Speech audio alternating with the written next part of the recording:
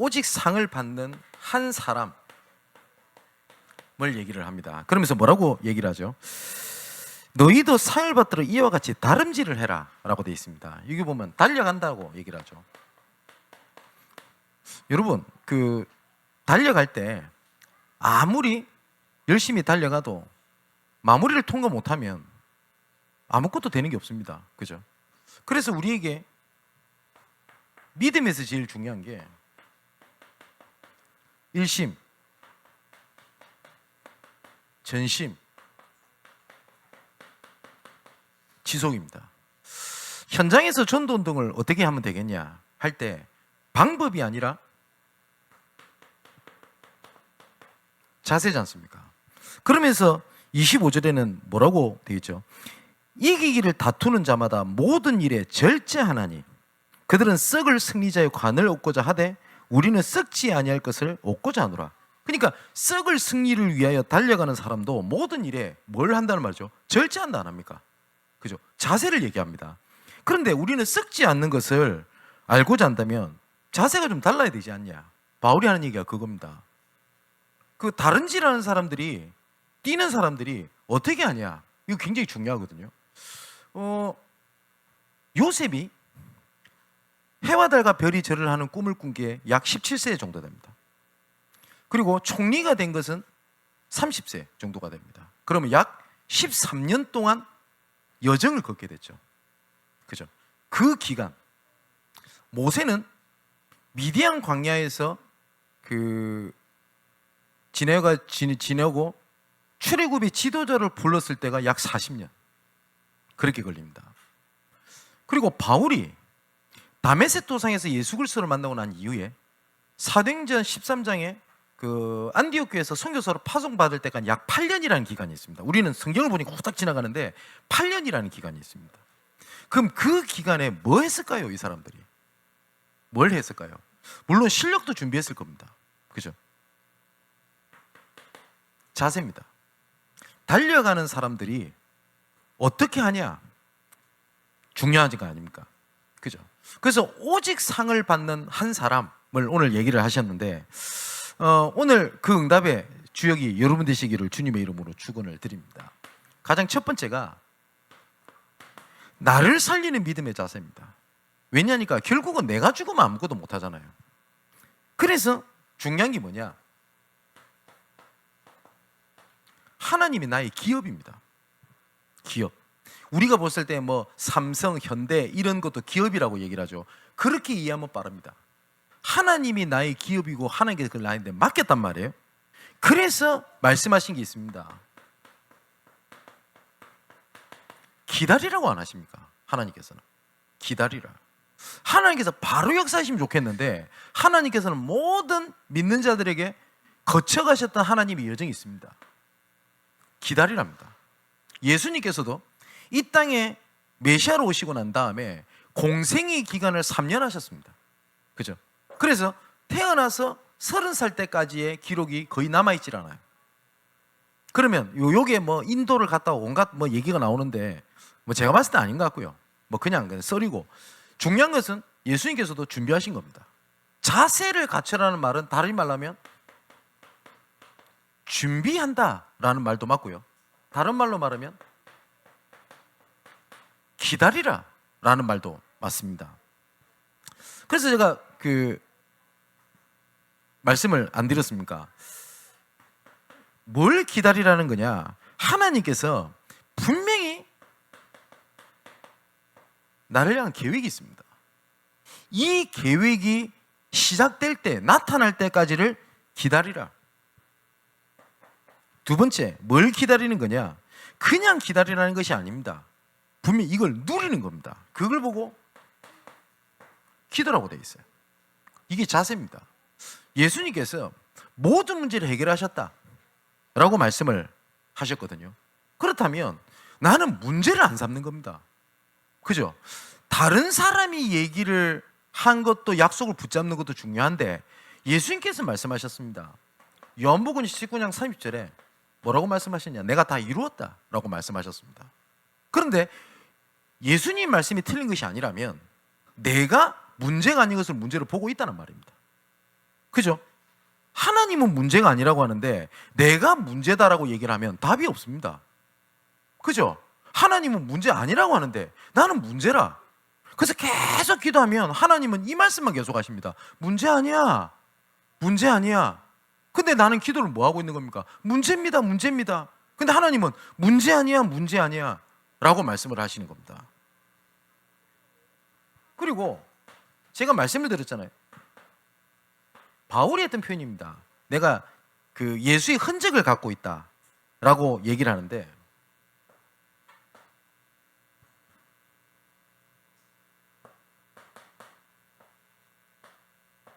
이걸 스티그마라고 얘기를 하거든요. 근데 아까 말씀드렸죠. 이것이 흔적 이런 뜻이라기보다는 그 모욕적인 낙인 이런 뜻입니다. 이것을 하나님께서 발판 삼으시는 그때입니다. 그래서 나의 연약함이 하나님의 발판이 되는 그때까지 기다리라. 그래서 시편 110편에 110편 1절에 여호와께서 내 주에게 말씀하시기를 내가 내 원수들로 내 발판이 되게 하기까지 너는 내 오른쪽에 앉아있으라 하셨도다 라고 말씀하셨거든요. 그게 나를 살리는 방법입니다. 그죠? 그럼 이런 질문이 나오겠죠. 언제까지 기다리는 말입니까? 모릅니다. 그런데 이 기다리라고 말씀을 하실 때는 약속을 말씀하십니다. 다른 분도 아니고 하나님의 약속입니다. 자, 두 번째입니다. 그러면 우리는 뭘 해야 되겠냐? 세상을 살리는 조금 자세를 갖춰야 돼요.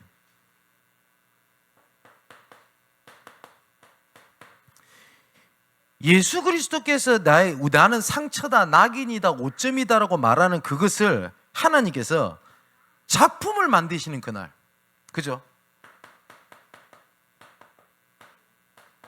그래서 두 번째 우리가 잡아야 될 것이 뭐냐? 집중하라는 겁니다. 근데 내가 무엇에 집중하느냐에 따라서 보고, 듣고, 판별하는 게 다 달라요. 그죠? 내가 상처에 집중을 하면 모든 것이 상처로 보입니다. 그죠? 대인기피증 있는 사람 혹시 만나여 보신 적 있습니까? 이 사람은 뭐든지 뭘 보는지 압니까? 저 사람이 나를 무시한다, 나를 싫어한다, 나를 외면한다라고 딱 느낍니다. 전혀 아닌데. 그죠? 그러면서 뭐라고 하냐면 저 사람이 이렇게 말하는 것은 나를 무시한 겁니다. 그러니까 무시한 거 아닙니까? 라고 자꾸 얘기를 해요. 상대방 아니라는데. 그죠? 그 무서운 겁니다, 그거. 그러면서 뭐라? 나는 무시를 당했어. 이거 아닙니까? 그래서 하나님께서 말씀하신 게 있습니다. 집중을 할 때 그냥 집중하는 것이 아닙니다. 집중에 대한 방향입니다. 오늘 26절에 이렇게 돼 있죠. 그러므로 나는 다름질하기를 향방 없는 것 같이 아니하고. 뛰어가긴 뛰어가요. 근데 무엇을 위해서 뛰어가는지는 몰라. 그래서 바울이 뭐라고 해야 합니까? 내가 다름질하기를 방향이 없는 것 같이 하지 아니하고 싸우기를 호공치는 것 같이 아니하며. 분명히 싸우긴 싸워요. 근데 뭐하고 싸워요? 호공. 일명 쇄도 복싱 하는 거 혼자 막 뭘 싸워요. 근데 싸움이 대상도 없어요. 신앙생활 이렇게 하면 어떡합니까? 많은 사람들이 열심히 해요. 교회 생활도 열심히 하고 훈련도 열심히 다니고, 맞죠? 열심히 다닙니다. 방향이 없어요. 어느 날 보면 내가 누군지, 여기서 뭐 하는지 그 생각이 듭니다. 그죠? 이런 사람도 있습니다. 내가 신앙생활 20년 동안 했는데 남는 게 없다. 그렇게 되면 됩니까? 그죠? 그래서 바울이 하는 얘기입니다.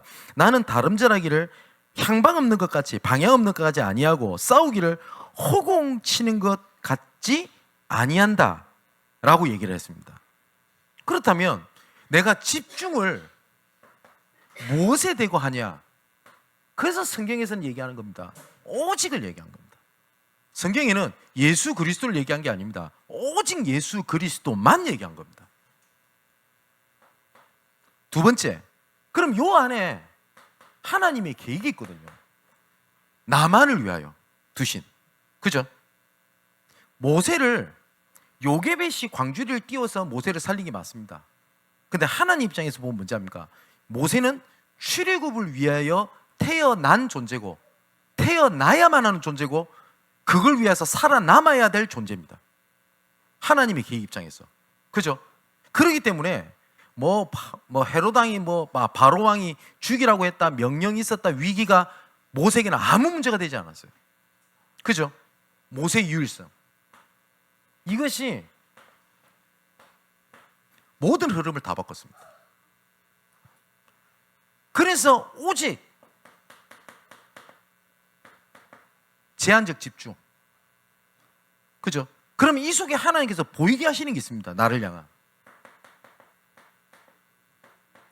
선택적 집중. 그렇게 될 때 하나님께서는 모든 것을 통하여 하나님의 계획을 이루십니다. 원네스 집중입니다. 그러면 방향을 맞추고 있으면 반드시 하나님의 때 시간표가 나옵니다. 이거를 굳이 표현하자면 24시, 하나님의 때 25시입니다. 그때 되면 올바르게 내가 조금만 방향을 붙잡고 있으면 하나님의 응답을 내가 쫓아가는 것이 아니라 하나님의 응답이 내한테 오고 있다는 게 보일 겁니다. 플랫폼입니다. 우리가 진짜 장사를 잘하는 사람의 특징이 있습니다. 사람을 모으려고 하지 않습니다.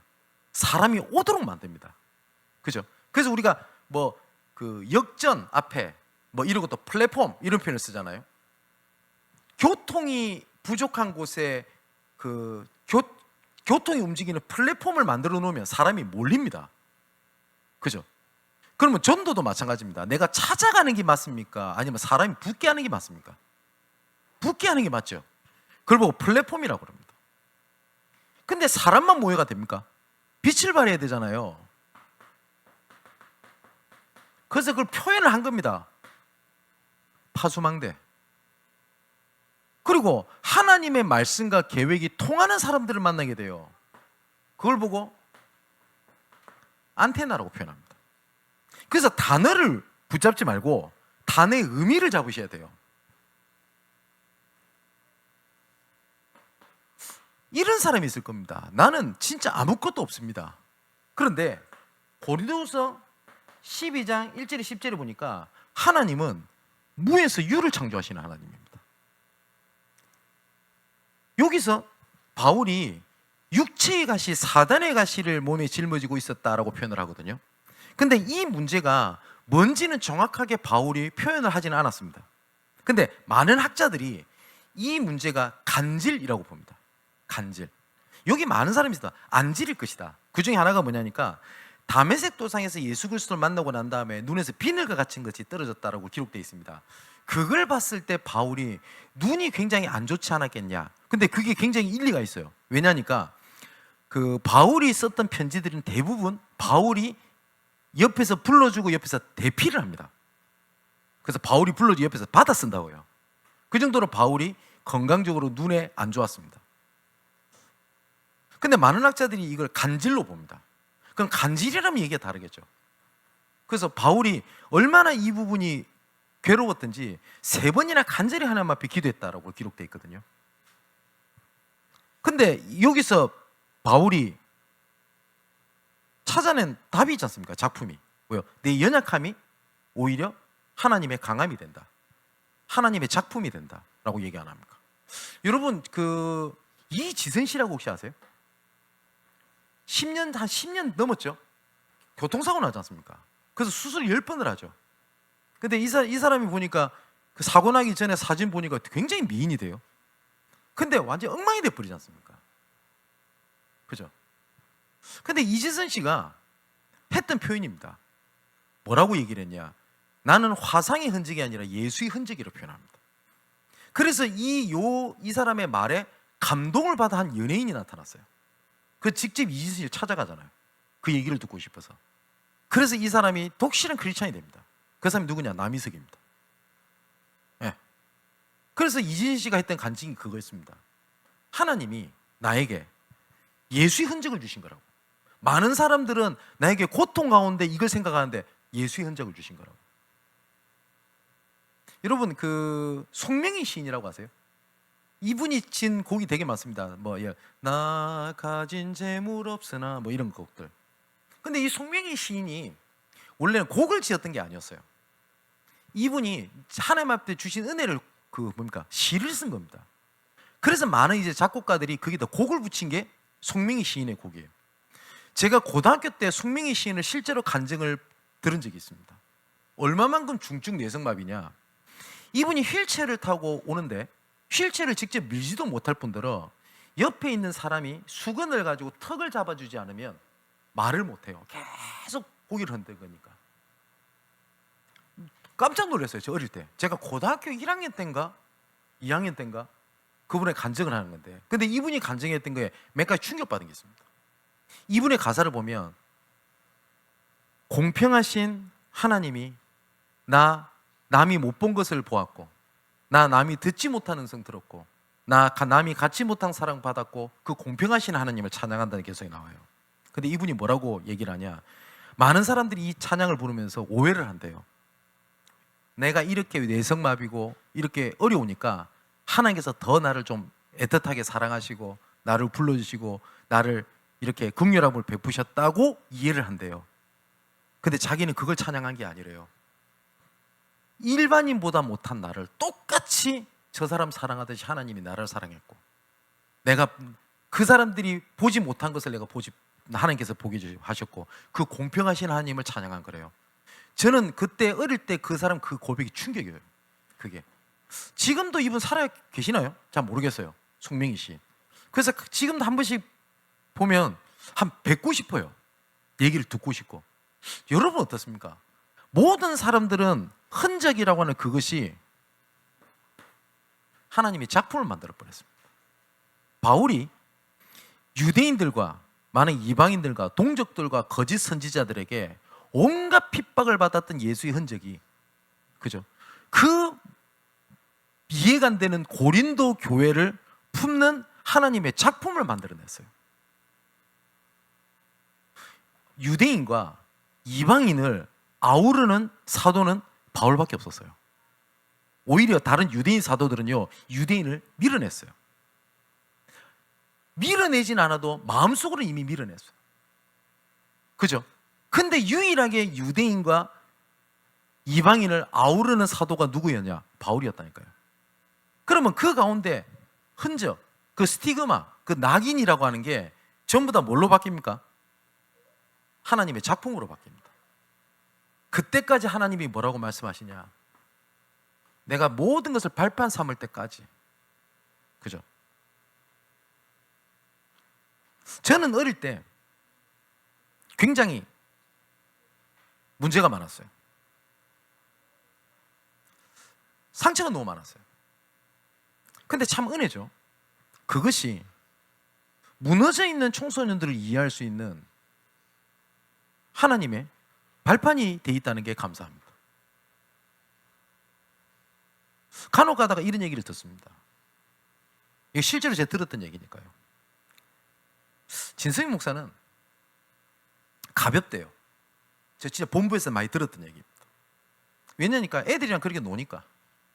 근데 그게 그렇게 상처가 되대요. 한때 목회자면 믿음직스럽다 이런 얘기를 들었는데 가볍대요.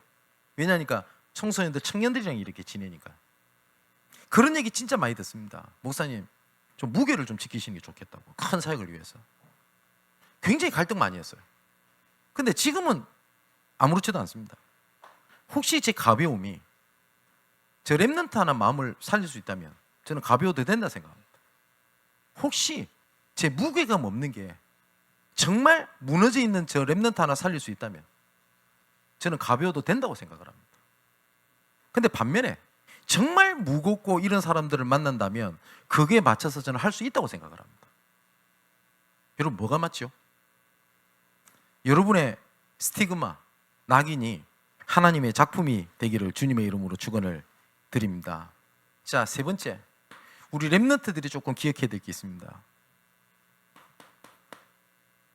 시대 살릴 믿음의 자세를 갖춰야 됩니다. 결국은 뭐라니까 이 작품이 계속 전달되면 이걸 보고 뭐라고 얘기를 하냐?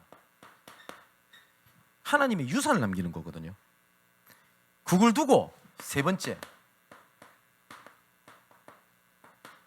도전하라는 겁니다. 어느 정도까지 도전하면 되겠냐? 복음의 내용이요, 여러분의 삶과 여러분의 업에 묻어나오도록 하면 돼요. 묻어나오도록. 제가 한번 말씀드렸나요? 제가 어릴 때 들었던 팝송 중에서 그분이 보니까 오래 죽었대요. 멜라니 사프카라고 하는 그 가수가 있어요. 근데 이 사람이 별명이 뭐냐니까 세상에서 가장 슬픈 발라드를 부르는 여자, 싱어송라이터입니다. 나이가 좀 들고 난 다음에 제가 멜라니 사프카에 대해서 해봤더니 이 사람이 인생 굴곡이 되기 져 있대요. 그 다음에 시련, 이별의 아픔, 이게 일생을 그냥 아픔 가운데 살아왔던 여자더라고요. 노래를 잘 부르려고 했던 것이 아니라 이 사람의 한이 무대에 묻어 나오는 거예요. 그래서 한때 이 사람 싱어송라이터를 뭐라고 불렀냐? 세상에서 가장 슬픈 노래를 부르는 여자, 가수, 이렇게 불렀어요. 묻어 나오잖아요. 여러분, 만일에 영화를 만든다, 예수님이 꼭 등장을 해야 그게 복음적입니까? 꼭 복음 전하는 장면에서 복음인가요? 그렇지 않거든요. 근데 그게 묻어 나옵니다. 여러분, 3단체 이런 애들 딱 있잖아요. 뭡니까? 네가 중요해. 네가 모든 걸 할 수 있어. 너는 최고야. 세상에서 너는 못할 게 없어. 이게 딱 똘똘 뭉친 사람들 작품 보면요, 그게 묻어 나옵니다. 맞죠? 그게 눈에 보이지 않는 영향력을 줍니다. 그러면 복음의 작품을 만드란 말이 뭐죠? 꼭 그림을 그리고 디자인하는 사람이 꼭 예수님 형상이 좀 슬금슬금 나와야 영향을 줍니까? 그런 거 아니잖아요. 그래서 제가 몇 번 얘기 안 들었습니까? 4차 산업, 여기에 앞서가는 몇 사람이 있었습니다. 박창기 교수, 이런 사람들. 근데 이 사람이 꼭 쓰는 말이 있어요. 선순환. 근데 이 선순환인 단어를 누가 쓰는지 알아요? 증산도가 써요. 근데 이 교수들이 다 누구 출신이냐? 증산도 출신이에요. 그러니까 증산도에서 받았던 이런 영향력 같은 게 있잖아요. 4차 산업에 대한 지식이 글로 묻어 들어간 거예요. 이 사람들이 나중에 주도권을 잡으면 모든 학자들, 학생들은 선순환이라는 걸 배워야 돼요. 어느 날 증산도 교리를 들었을 때 전혀 거부감 없이 딱 들어버립니다. 그 무서운 겁니다, 그거. 어떻게 기독교가 기독교가 로마를 장악할 수 있었냐? 미스테리 중에 미스테리입니다. 근데 그 중에 하나가 유력한 설이 뭐냐? 종들이었단 말이에요. 노예들이었단 말이에요. 근데 이 노예들이 복음의 자세를 갖고 있는 거예요. 그럼 예수에게 했겠어요? 아닙니다. 주인들이 끈끈한 거예요. 그러면서 묻어갔겠죠. 어느 날 이 자제들이 성장을 했을 때 예수 그리스도 얘기를 들었을 때 전혀 거부감이 없는 겁니다. 그래서 313년에 콘스탄틴이 동방 서방 로마를 통합을 시키려서 정치 기반을 삼으려고 하니 뭐가 있냐? 귀족들이 예수를 믿고 있는 거예요. 근데 조용히 그것도. 그래서 기독교를 인정 공인을 해줄 수밖에 없었다고 기록되어 있습니다. 미스테리잖아요. 250년 동안 카타콤에 숨어서 있었던 기독교인들이 어떻게 로마의 귀족 자제들 정치 경제에 다 침투가 다 돼 있습니까? 예수 얘기를 많이 했나요? 아니거든요. 믿음의 자세. 그죠? 그 정도는 돼야 될 거 아닙니까? 제가 학교 선생님이 한 분 계세요. 근데 이 선생님이 고등학교 1학년 때 영어 선생님이었거든요. 엄청 방황을 많이 했어요. 선생님이 좀 이상했어요. 술을 먹고 수업 시간 들어오고. 그러니까 애들한테 워낙 악독하게 하니까요, 우리 학생들도 또라이지 선생님 차에 불질러 버리고. 우리 학교도 웃긴 애들 많아요. 그런데 나중에 알고 봤더니, 근데 이분이 변하는 거 학생들이 다 봤어요. 어떻게 이분이 변하지? 나중에 알았네. 이 선생님이 아들이 죽어버린 거예요. 얼마나 방황을 했겠어요. 근데 감상이 뭐냐? 이분이 그러면서 그 절망 가운데 예수 그리스도를 알게 된 겁니다. 고등학교 3학년 때 제 담임이었어요. 저는 그분이 교회를 다니는지도 몰랐습니다. 근데 제가 고등학교 3학년 때 자율학습을 안 하고 간증 집회를 가고 싶은 거예요, 제가. 그래서 선생님이 허락해 줍니까? 근데 이상하게 그 선생님 허락해 주더라고요. 그래서 저 갔어요. 그리고 난 다음에 졸업식 딱 할 때입니다. 딱 막판 아닙니까? 이분이 짧은 시간에 딱 얘기를 한 겁니다. 너희들 인생의 가장 절망이 될 때 꼭 만나야 될 한 사람을 내가 소개시켜 주고 싶다. 그러면서 예수 그리스도 딱 얘기하시는 거예요. 근데 너무 신기한 게 뭐세요? 그 고등학교 3학년 때 그 우리 반에 있을 때는 거의 다 예수 다 믿어요 지금. 근데 어느 날 부산의 핵심을 갔는데 그분을 만난 겁니다. 네. 김점섭 선생님이라고. 지금 수도권에 지금 영어 학원을 하고 계시거든요. 지금은 교직생을 그만두시고. 그래서 저를 만나면은 내가 가르쳤던 학생들 중에 유일하게 목회자가 자네라고. 그래서 한 번씩 제가 부교육자로 있을 때 한 번씩 특강도 하셨어요. 그 특강 조건이 있습니다. 절대 학창 시절 때 제 얘기 안 하기로 한 걸로. 여러분, 그게 묻어 나오는 거예요. 여러분, 랩런트들 진짜 그거 한번 도전 한번 해보세요. 그게 가능하냐? 영적인 건 전달됩니다. 그래서 무슨 유산을 남기는 거냐? 바울이 했던 얘기입니다. 하나님의 피로 값주고 산 교회를 사랑하고 마지막 예루살렘에 올라가면 이제 죽는 줄 알고 마지막으로 얘기했던 것이 뭐냐? 피로 값주고 산 교회. 그리고 아까 이 말씀드렸듯이 여러분 업에 그 다음에 결국은 후대에 이것이 땅끝으로 진짜 꿈을 꿔야 됩니다. 아까도 얘기했잖아요. 바울이 뭐라고 얘기를 했죠? 나는 다른질하기를 향방 없는 것 같지 아니하고 싸우기를 허공치는 것 같지 아니한다. 여러분, 많은 생각이 안 됩니까? 열심히 했어요. 훈련도 받았어요. 뭐 집중훈련이다, 캠프다, 뭐다 싹 다 했어요. 근데 방향을 놓쳐버리면 내가 뭘 했는지 몰라요. 그래서 이런 사람들 많이 봤어요. 훈련 많이 받았는데 되는 게 하나도 없더라. 방향을 놓쳐서 그런 거 아닙니까? 그죠? 합숙훈련에 방향이 있거든요. 그죠? 분명히 하나님께서 이번 주 주시는 말씀에 방향이 있거든요. 그 방향 놓치면 어떻게 됩니까? 그래서 우리 청년들이 잡아야 되겠습니다. 첫 번째, 뭘 잡아야 되겠냐? 진짜 점검해야 되겠어요. 아까 26절 제가 읽어드렸던 대로 다른질하기를 방향 없는 것 같지 아니하고 싸우기를 허공치는 것 같지 아니한다 라고 돼 있잖아요. 뭘 점검해야 되냐? 방향과 영적 싸움의 대상입니다. 어떤 분이 이런 얘기를 한 게 있어요. 권사님이 나는 영적인 싸움을 싸운다고 생각을 했는데 지금 하나님 앞에 돌이켜보니 전부 다 육신 싸움을 하고 있었대요. 가정에서. 이분이 했던 얘기입니다. 여러분, 그렇게 되면 어떻게 됩니까? 열심히 신앙생활을 했고 열심히 난 영적 싸움을 싸운다고 했는데 육신의 싸움을 싸우고 있다. 마지막 결론이 그렇게 나오면 어떻게 되겠습니까? 그래서 로마서 5장 1절에 4절에 보면 우리가 믿음으로 의롭다심을 받았으니 우리 주 예수 그리스도로 말미암아 하나님께 화평을 누리자라고 돼 있거든요. 결국은 뭘 자꾸 점검해야 되냐니까 우리의 방향은 열심이 아닙니다. 하나님과의 관계입니다. 자, 우리 신학교 다니는 사람들이죠. 신학교 열심히 공부하고 난 다음에 하나님과의 관계가 깨져버리면 어떻게 됩니까? 그러면 어떠한 관계냐에 따라서 열매가 달라집니다. 자, 환난은 인내를, 인내는 연단을, 연단을 소망을 낳는다 라고 되어 있거든요. 그런데 관계가 깨져버리면 어떻게 되냐? 환난이 낙심을, 인내가 나중에 지침을, 연단이 포기로 나타나요. 그죠? 내가 이상이 지칩니다. 내가 이제 뭘 하는지 모르겠습니다 라고 하면 가장 먼저 점검해야 될 게 뭐냐니까 하나님과의 관계입니다. 자, 두 번째입니다. 두 번째 점검해야 될 게 뭐냐? 27절에 이렇게 되어 있습니다. 내가 내 몸을 쳐 복종하게 하면 내가 남에게 전판 후에 자신이 도리어 버림을 받을까 두려워함이라 라고 되어 있습니다. 바울은 쉽게 말하면 이겁니다. 많은 사람들을 자유롭게 하고 누리게 하고 편안하게 해주면서 자기는 뭡니까? 복음으로 자기 몸을 쳐 복종시킨대요. 이런 얘기를 가끔 들을 때 있습니다. 목사님은 다른 사람 살린다고 막 하면서 목사님 스스로는 굉장히 몸을 혹사시키는 것 같다고 라고 얘기를 하거든요. 그 가끔가다 이런 생각이 들어요. 그런가? 라는 생각이 들어요.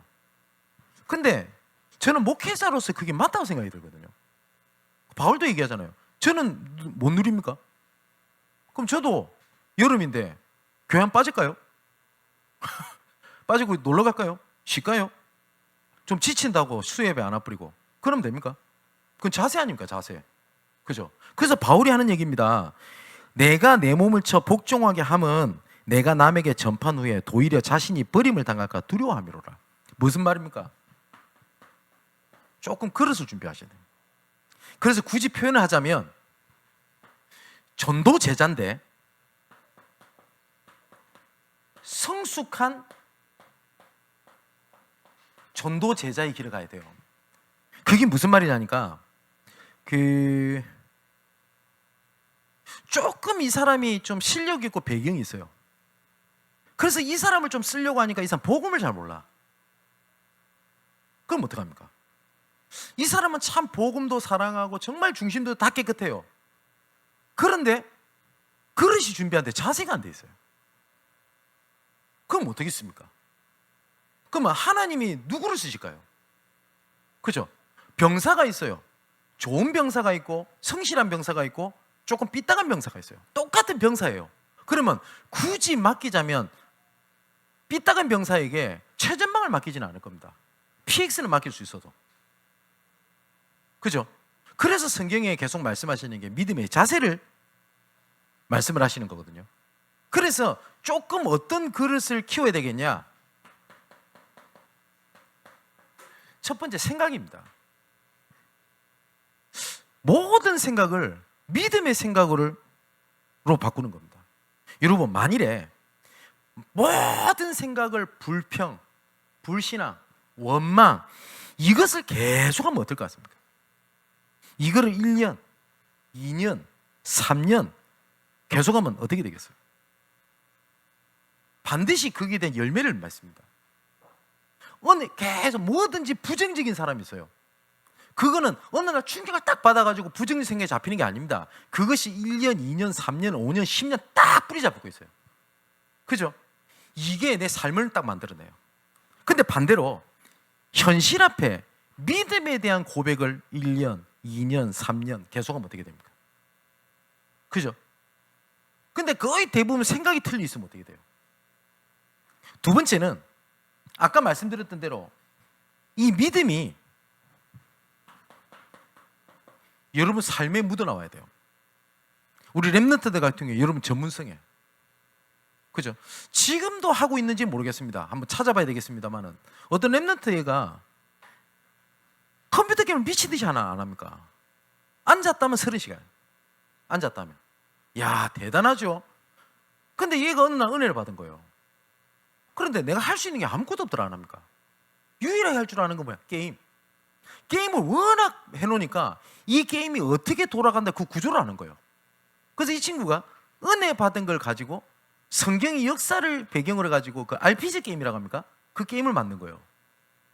그래서 19살밖에 안 되는 애가. 그래서 그때 당시에 그 게임 회사를 차렸는데 직원이 300명. 데이빗이라고. 지금도 그 일을 하고 있는지 잘 모르겠어요. 미국 LA에 있는 친구인데. 좋은 예가 될 수 있겠죠. 그죠? 내 삶에. 그러려면 조금 자세를 갖춰야 돼요. 뭐야? 규모.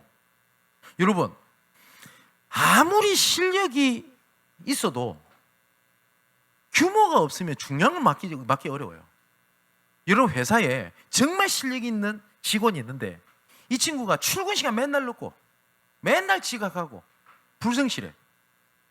못 맡깁니다. 그죠? 하나님도 똑같습니다. 하나님은 불변합니다. 하나님의 절대는. 그죠? 누구한테 맡길 거냐? 라는 겁니다. 그죠? 하나님의 보좌를 움직이는 믿음의 자세입니다. 어떻게 하냐? 나를 살리는 겁니다. 두 번째, 세상을 살리는 겁니다. 세 번째, 유산을 남기는 겁니다.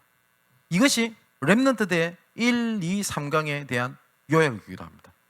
정말 응답받는 우리 성도 여러분 그리고 청년들 되시기를 주님의 이름으로 축원을 드립니다. 기도하겠습니다. 하나님의 절대 언약을 향하여 달려가는 자로 부르심에 감사함을 드립니다.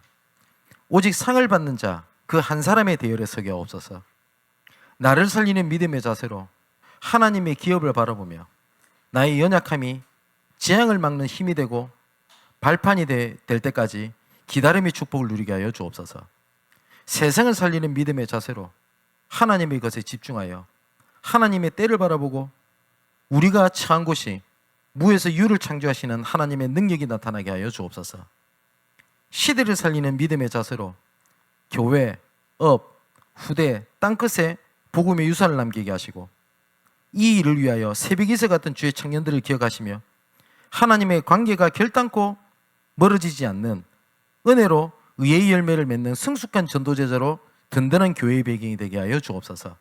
이 모든 말씀을 살아계시며 또한 우리를 통하여 역사하시는 예수 그리스도 이름으로 기도하옵나이다. 아멘.